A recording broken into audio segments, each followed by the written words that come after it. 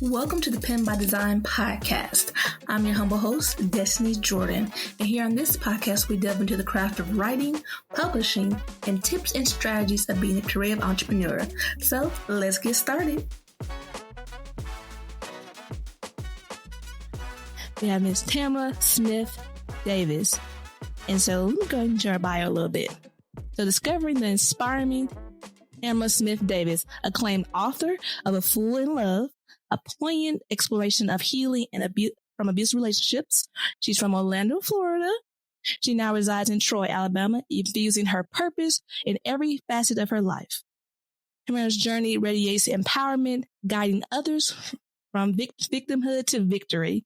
A devoted wife to Timothy Davis and a proud mother of 5. She is a nurturing grandmother. Beyond her writing, she empowers others through Team Power organization, which is impacting youth. And since 2013, Tamyra's motivation speeches have resonated with a diverse audience, a dedicated mental health professional. She is also pursuing a financial service certification.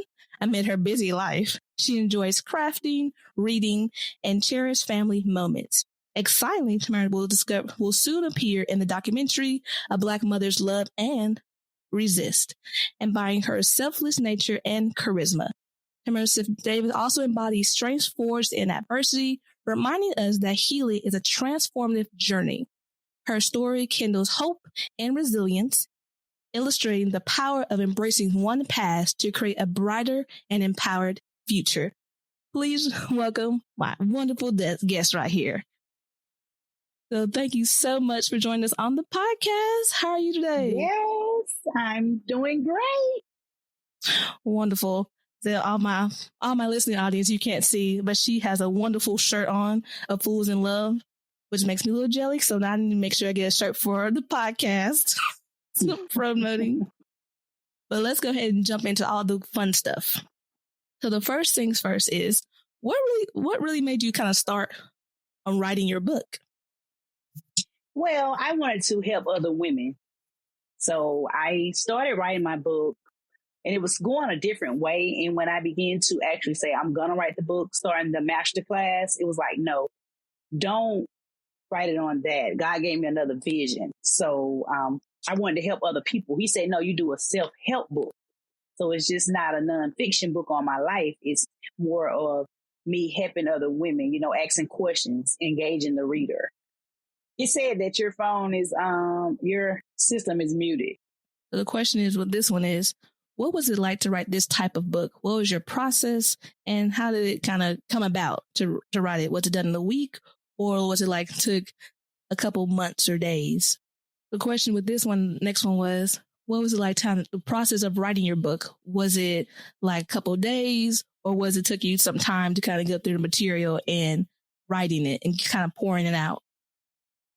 Well, with writing the book, it only took me 6 weeks to write the book. To finalize the book, it took maybe a month. I went through the master class. She kind of pushed us, and I wrote the book in 6 weeks.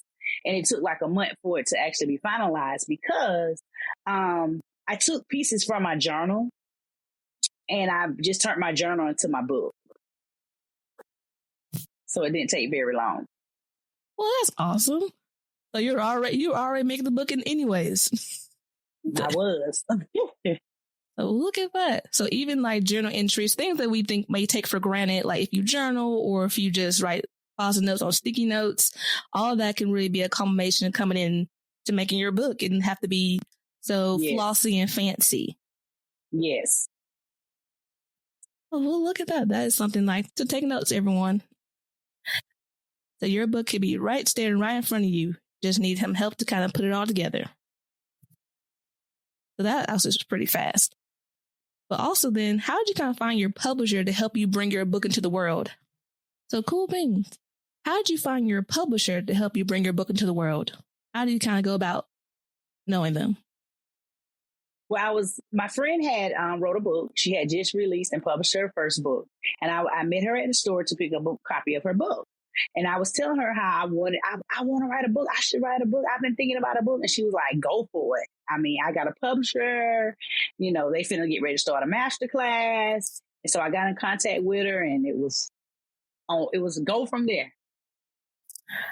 That's so cool. You just really never know about who's connected to who. Exactly. And who's your publisher, if you don't mind me asking? Destiny's Publishing Company. Awesome. Mm-hmm. So, yeah, anyone's looking for a publisher, you heard one right here to get connected to. Yes. We never know. Sometimes publishers are actually a lot around, but it's always good to have recommendations to see who we're comfortable with than going to, I guess, more traditional route of going to someone like in New York or Chicago or something like that. There could be maybe some found in your hometown. Yes. So that is really awesome. So what was it like to work with your publisher? It was challenging. It was very challenging because, like I said, she did the master class, and she told us that we didn't have to go through her for the publishing process, but she would like for us to. So, of course, you help me, I help you, and so I went through her publishing company. But it was very challenging, working with her because she was my coach too. She was my writing coach, so she like no, give me something else. This is due by this. And, she was very firm with us. She was and it made us know that when you want something done, you have to do it. So that opens up the world of writing for us. Like sometimes it's not like all thumbs or roses. You have like a year or two to finish your book. It's kind of like, get it out there. Like it needs to be out here. The readers need it. So, yeah. Right. And that's such a mind shift when if like wherever your story is, you're thinking like, okay, it's just my story. And maybe there's 1,000 other stories like mine. And what makes the difference and what all the difference is you of how you tell the story and how you go about with your story. So that's really the biggest thing that I'm hearing from you is like, look, she believed in your story. Yes. Everyone needed it. Yes. And like that's amazing. That's kind of just pretty, that helps you get going. Yes. Yeah. It motivates you a lot. It truly does. Because when you get all these cut downs, because she was cutting everything down, you have to go back to the drawing board. Yes. But that's really cool. So what was it like how was the process from the idea to a finished book? So how do you get you started from your journal entries all the way to you have a book in your hands now? Oh, wow. It went fast. It went fast. So the process, it was like, it was just exciting. It was just like, wow. The process ideal to finishing the book was I want to see the book. I need the book in my hand. Because see, you'll have a bunch of previews, you'll have like how it will look, but you like, no, I want it in my hand. So it was exciting. Yay, awesome. Or as like from writing it, like what did you like it writing like a Microsoft Word or something like that? Microsoft Words, yes, yes. Mm-hmm. She taught us all of that for it's like what we was gonna write it in, how we was gonna submit our assignments, and it was in Microsoft Word. So yes. So look at that, from this Microsoft Word spread document. Now you're holding your own book that you've typed and tore it over in your hands. Yes. And so that's one of those things where it's just like determination, because as I've learned, I know maybe you have learned too, or you may have some tips, that writing's not quite the easiest process of getting from what's in your head typed out and then out into the world. Exactly. Because you don't see the goal of it is if you're motivated and determined, you want to see the finished product. That's with anything you do in life. In order to see the finished product, you got to put in the work. True words spoken. Easier said than done sometimes, but that's the truth. Yeah.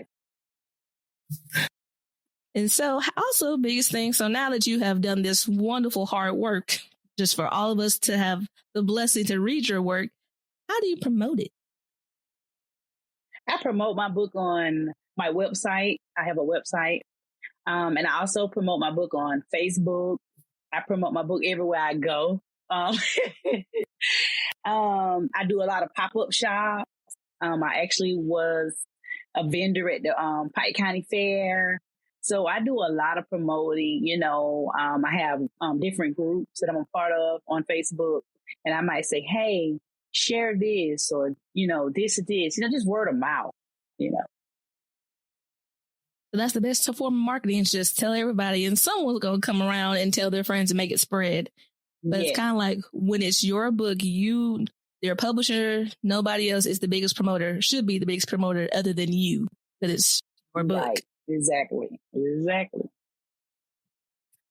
So as you hear here, folks, there's a lot of places you can go to promote, and just keep talking about it. Because truthfully, even though it's an old news to you because you've already written it, it's always going to be new to somebody else. To somebody, yes. So it's kind of like, just keep on going. Talk to everyone. And the title itself, like, A Fool in Love. Like, oh, she admitted to being a fool. So anyway. So I can put my hand up and say, yeah, I'm there. Exactly. The one thing this was a wonderful type of we get into a writing process, but now all the fun stuff. So the question here is, why write a book about love and trauma? It seems like polar opposite things. So how they come together in this book and how you iterated it? How I did was to help other women and let them know that true love does exist. Because my last chapter, I talk about the blessing. So I talk about how I did find true love. That is so right, because it seems like we see on TV that all these romance movies are somewhere in the mix. Everyone falls in love, then you break apart, then you fall in love and break apart. And it makes it seem like this love is just out there in the zone, like it's not attainable to regular folks. Right, exactly. So that's why I put the love in there and also the trauma, because you can't leave out, okay, if I'd have just wrote a book about the blessing, I can't leave out all the things that I've done, the being in abusive relationships, dealing with childhood trauma, what led up to me even wanting to fall in love with myself, because you have to fall in love with yourself in order to attract real love. And so that's something I learned on my writing process too. Ooh, that's like snaps right there. Because that's really that's why I really enjoyed your book. It's the core of it. So you really have to find you before you can even see the love that's out there for you. There you go. Because you'll be blind. You'll think that, abuse is love because you're blind. You don't know what real love is if you don't love yourself. You're going to settle for less. All right. And that's a real kind of a hard concept of how do you love yourself? Because then you get the opposite sides. And now they're saying like, oh, you're so bougie. You don't care about nobody else. You're selfish. But then that's not the case. And that's fine with others think, because you rather for people. And see, that's the thing with women. We're always worried about what other people think. It's not what other people think. It's about me loving myself. So if you don't get on board, I'm sorry, because I love me. Mm-hmm. And right, that is true. As women in general, we're so much of a nurturer and trying to keep everyone together and get everything together that it's easier for us to put ourselves on the wayside. It's just easy that way. Yes. And so you are really pushing a paradigm of like saying you need to know who you are before you go ahead and connect to somebody else, because you never knew who you were. There you go. I mean, folks, this book is gold over here. But also the kind of had a question of how can people heal and grow from past traumas? I know you mentioned some good nuggets from your own book, but how do you kind of explain to other people as you're healing and growing from maybe childhood traumas or things of the past? Okay. How can people heal and grow from trauma is, for one, you have to trust God. You have to journal. When you journal, it's an outlet. A journal is it's a form of counseling. Like somebody's in front of you, but they're not. You're writing your thoughts. So you're releasing. So you can heal from it, because pressure busts a pipe. You have to release. You have to find a release. Also affirmations. You have to believe those affirmations that you speak into your life. So those are some things that you can people can heal and grow from past trauma. true right there. It's really is trusting God and journaling. I like how you said pressure is like a pipe. It needs to be released. Like it just needs to, you need to let it out somehow, or it comes out another way you don't want it to. Yeah. Anger. Yeah. I was like, this, you folks, it's being, it's kind of like you, but you have to make that process. You have to kind of say you're determined to do that thing rather than it's going to happen to you. You have to initiate that change. Yes. That's sometimes a hard change to initiate. Yes. So I had another question. So how do people kind of fight for love? In the sense of like, why? Like, so trying to like maybe say they're in certain, like a relationship like you had earlier and you're fighting to be that because you said that's the love. But then other people saying that's not it. That's not it. You need to fight the other opposite. You need to fight to get away to something better. I think a lot of people fight for love is because they're looking for love. So they feel like they're not loved. So this person is showing them and they feel like they don't have nobody else. So they fight for that one person love, but it's not true love. You know, people say love is not supposed to hurt, but having, you know, when we bear a child and we go through the contraction, it hurts. So, you know, love can hurt, you know. So, but anyway, to get back on topic, people fight for love, but I think we're fighting for the wrong type of love. The wrong type of love. So the thing is, so what people are like, okay, you've told me all this stuff, but I need to go affirmations, positivity, journaling, and fighting for the wrong love. So how do you know what's fight for the right love? What does the right love look like? And what's something maybe we could read or know of? Like, this is what love should be. Okay. For one, in the book, I give you affirmations. I also give you quotes, and I also give you scriptures, if you're biblically, just different types of things. But the why, I say that the main thing is why we fight for love, and why is because we're trying to find love in somebody else that we don't even have in ourselves. Mm-hmm. So it all goes back to self-love. Because when you love you gonna know it's real. You gonna know the feeling is different. The mindset is different. So once you fall in love with yourself and you know real love, then you're gonna know. Looking right there. So it's really all back to who are you before you are looking at any love. Who are you? What do you like? What is your temperament? All those things about who are you, and that's not so we're saying it's not selfish to know you, but it's really the best thing, selfless, because you're helping other people understand who you are. Who you really are, and you're not faking, because you can only fake a personality for so long and the truth gonna come out. Ooh. That's the truth right there. Like, it only goes so long. And then you're like, hey, this is a little different. Okay. Now, this ain't the person but yeah. Right. So one of the things I love how you really just write self-love and understanding you. So what are some critical steps kind of towards self-love? Let's say I read your book and I'm ready. So what are some steps maybe I could take to kind of get into the self-love? Mentally take back your power. Mentally. You have to take your power back because you're powerful. You know, no one was created to be weak. So you got to mentally take your power back, right? And then you got to let go. And you got to find the why. Why? Why am I attracting this type of love? Why? What is going on with me? So it all goes back to you. So I love how you said take your power back, because we're meant to be powerful. As far as that, you can you can make it on your own. You could live on your own. You can pay your own bills. Yes. You can. Yes. Like, it's really getting that mentality of you are enough. You are enough. Oh, look at that. Love that. And that's really just kind of a mental shift. That really, like, you are enough. You can do it. And so I've heard two sides of this. So I said, I'm all for you are enough. You can do everything. The other side I've heard is sometimes, like, don't be so bad. Don't still be so high you cannot ask for help. So how do you kind of balance that? Everybody need help. Okay, ask for help. That's the same thing as I said, like pressure bust a pipe. You have to release. But see, people are so afraid to ask for help because it's who can I trust? because a lot of people use your situation against you. So you go into a shell because you don't know who you can trust. So the thing of it is, you do need help from somebody. That's why I always say counseling is a good thing. You know, I went through counseling because they can't tell nobody, and if they do, they lose their job. So it's an outlet. It's like you're pouring into these people, you know, the things that you need to pour out before pressure busts a pipe, you know.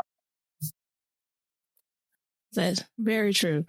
So look, everyone listening, if you feel in a situation, there is always help available out there, especially counseling. That's good. Because sometimes, you know, we may feel like, well, aren't like, you know, I need to just like keep it in the family. I got to figure out somebody in the family. And that's not always the case. No. And, you know, I tell people, you know, they say, well, counseling, like going into an office, that's not always true. You know, you can find a spiritual counselor. You may know somebody that say, well, hey, I talked to Mr. Johnny last night and he really did help me, or Miss, you know, I'm just using names, you know, and that person can counsel you, you know, and that person can help you. And I have learned through this process, the best counseling come from people that don't know you or nobody around you. Because even if they was to tell, who cares? Nobody know you or nobody you know? Mm-hmm. Right. So see, that helps a lot right there too. Like try to find someone that no one knows. Because it's like, then I also feel like you could be more honest. That saying whatever the situation very is. Very transparent. Yes. But if I feel like you know my uncle or them like that, then I was like, I won't tell you that much. It goes back to trust. Mm-hmm. So see, that is one way to kind of help in that healing process.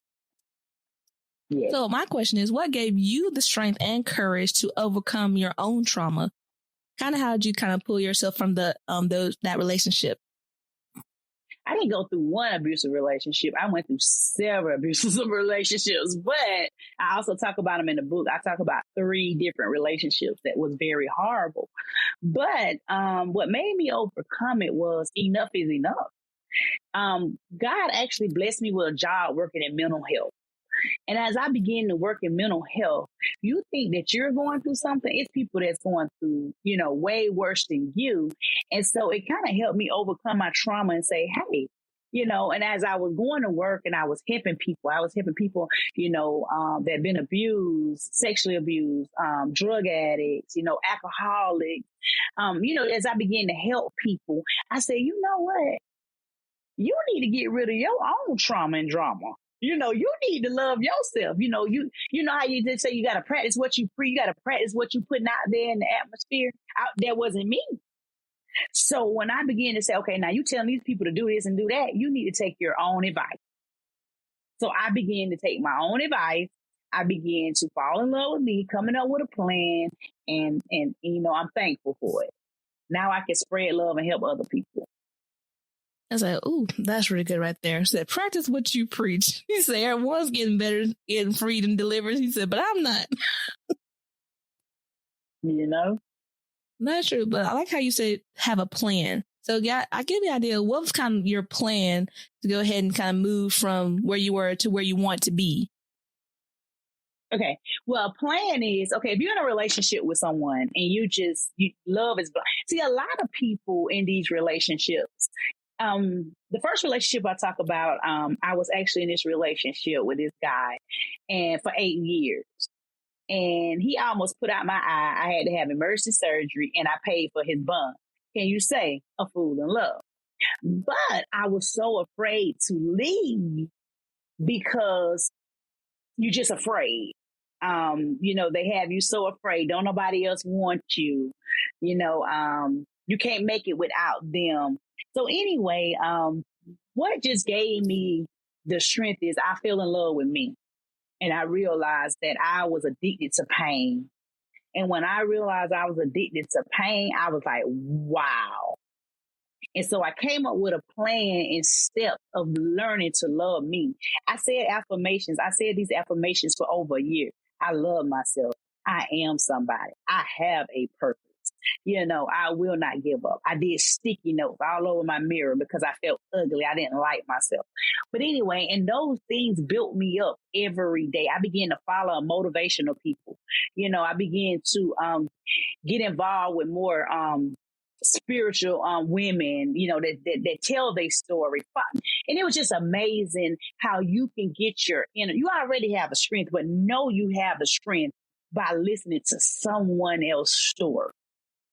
And so that's what kind of gave me the strength to overcome and say, if this person can do it, I know I can do it.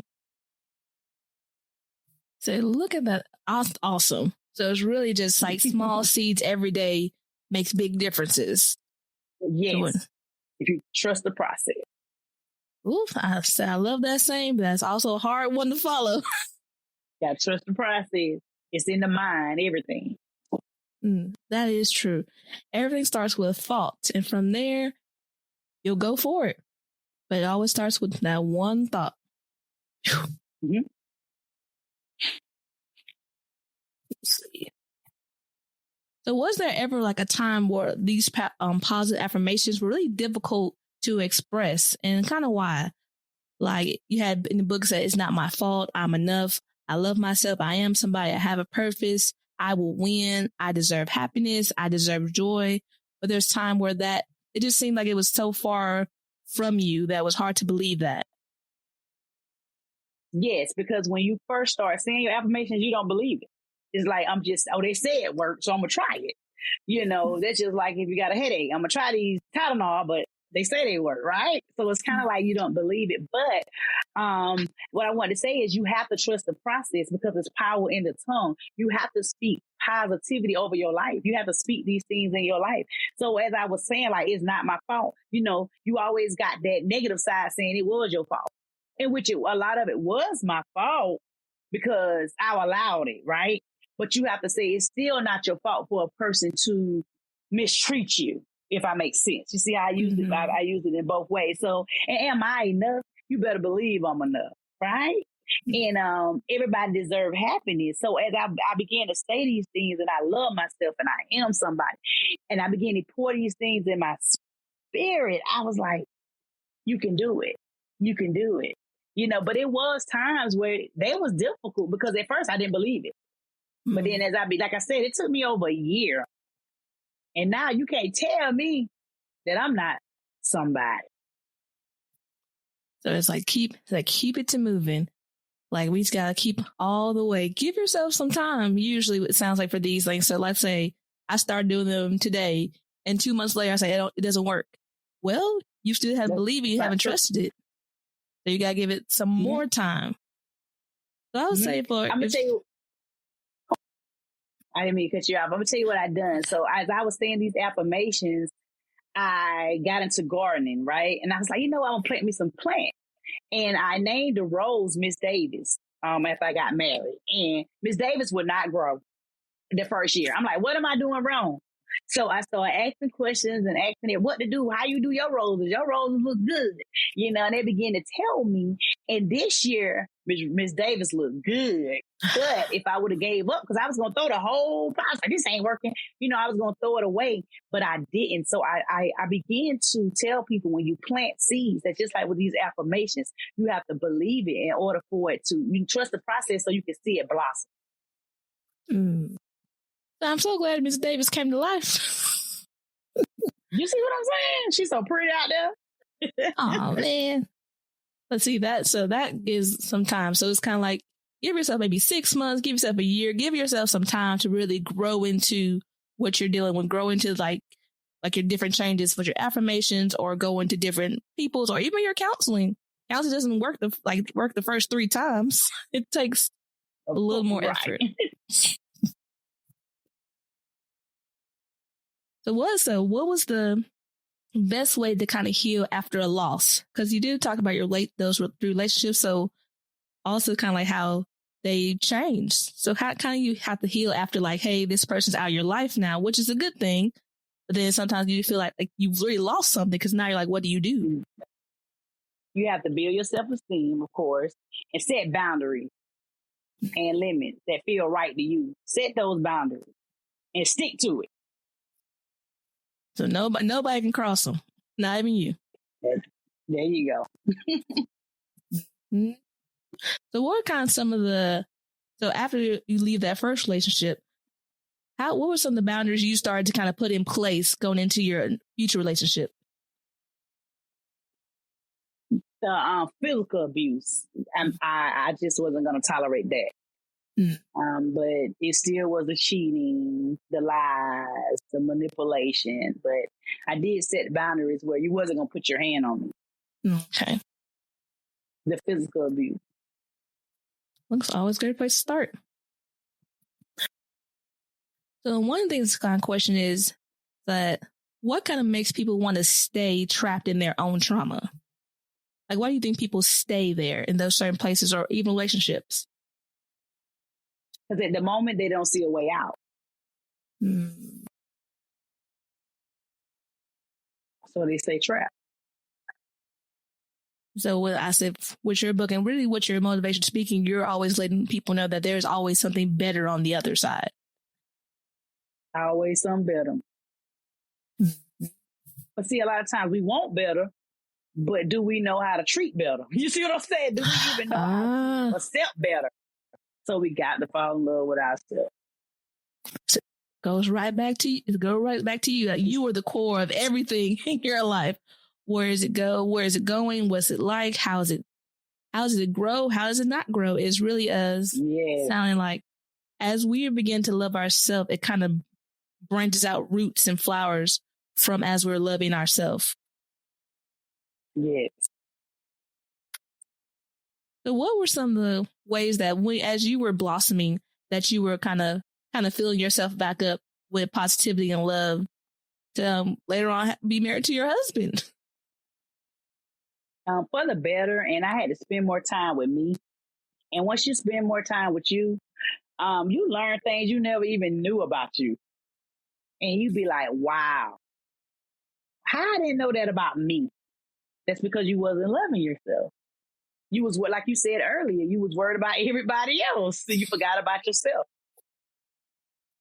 So what were some things that you kind of did to kind of get yourself to like love you and spend more time with you? Because someone may be sitting in the audience like, well, that sounds great. That's Tamyra tell me all these things. Okay. What did she do? Okay.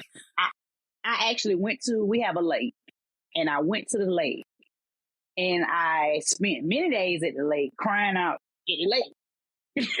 And I used to write stuff down that I wanted to let go, and I threw it in the lake. So once I throw it in the lake, ain't no need of me sitting here worried about it or spending so much time on it. I just got to let it go.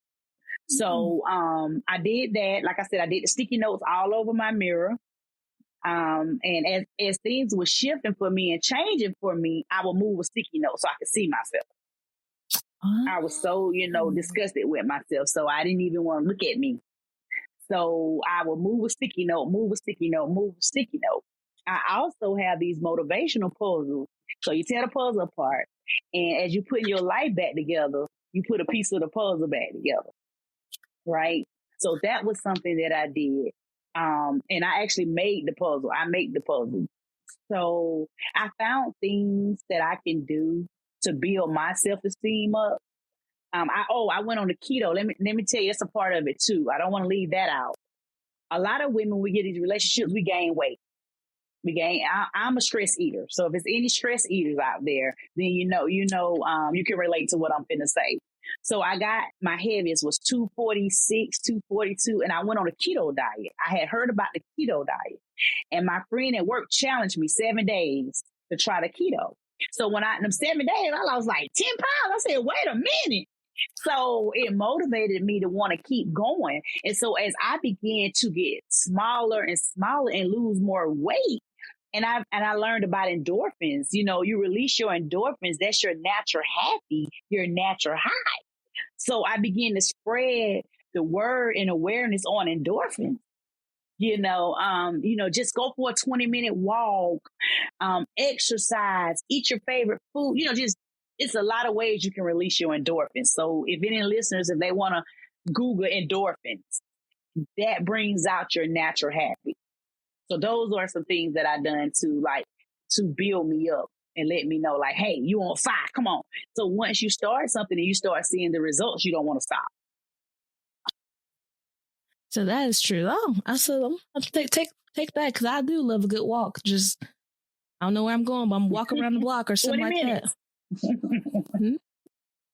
So that's always good. That's always kind of ways. Small things. It's just small things, finding things that work for you to help build you up. I like the motivational puzzles. Those are really cool.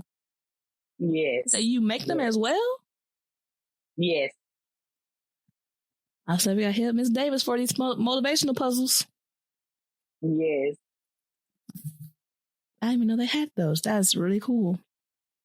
So it's basically something it's an idea I came up with. You just sub on the you put the words on the puzzle. Oh. So I came up with it. Yeah. Look at that. See, as like you got you really have changed your trajectory of your life and birthing new ideas, helping other girls, teens.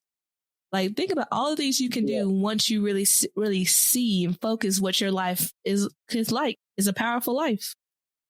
Yes. So, which you almost answered my question was, how has confronting your trauma truly changed your life? Yep. Yeah, I did. Remember I asked that for the better? Mm-hmm. So that is answer my question, for the better. And we're just so thankful that you have shared your story with us to help so many other women and young girls. Like, there's always a better way of life. Yes. And so this has also been really, really wonderful having you, Ms. Davis, on the podcast. But we got some fire round questions for you. You ready? Yes. All right, here we go. So for the young writers listening out here, what is one piece of advice you would give them on their author journey? Don't give up. Because that means the easiest thing for writers to give up. Because these words are not working. Don't give up. Mm-hmm. When you have writer's block too, just leave it alone. If you a writer, you're gonna have writer's block. Just leave it alone for that day. Or leave it alone for an hour, 30 minutes. Come back to it. Because you're going to get frustrated and it ain't going to make you even more madder. So, some advice could be, don't give up even when you have writer's block. Just put it down for a while and come back to it. So that's also good advice right there, because usually the opposite I've heard from some authors, like when you get that horrible thing of writer's block, they may something like, I'm not a real writer, then I just can't finish the story, or it's not working how I want to. And that's just really part of the process. That's it. So that's really good. So what is one book you would recommend for authors or future writers to read? Of course, A Fool in Love. Exactly. Which everyone you're listening, it'll be a link in the show notes so you guys can get your own copy as well. And also, where can people connect with you? Like, so where can people kind of keep up to date about what you're doing, where you're speaking? How can we connect? I have a Facebook page, Tamyra Smith Davis. I also have a website that when I have speaking engagements, I will put the flyer on the website. Also, I have a website, motivationalwithtamyra.com. So you heard it here, folks. You can always connect, be up to update on our motivational speaker engagements. Go say hey to her, and also keep update in her world as she travels around the world, bringing purpose and positivity to all that she meets. So thank you so much for being on the podcast, and we can't wait to have you back sometime. Thank you.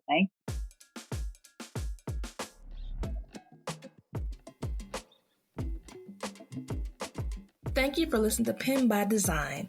Links are in the show notes of all items mentioned in today's show.